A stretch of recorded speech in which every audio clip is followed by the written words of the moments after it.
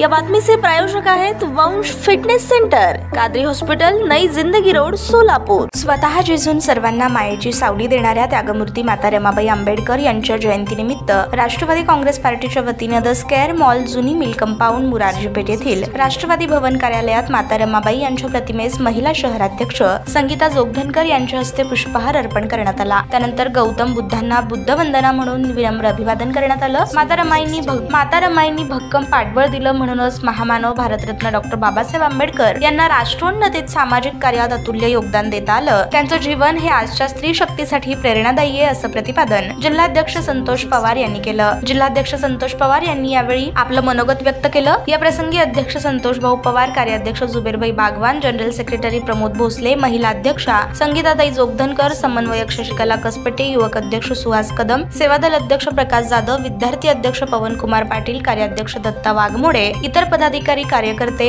आदींची उपस्थिती होती। ताज्या बातम्या पाहण्यासाठी प्राईम महाराष्ट्र न्यूज चॅनलला सबस्क्राईब करा।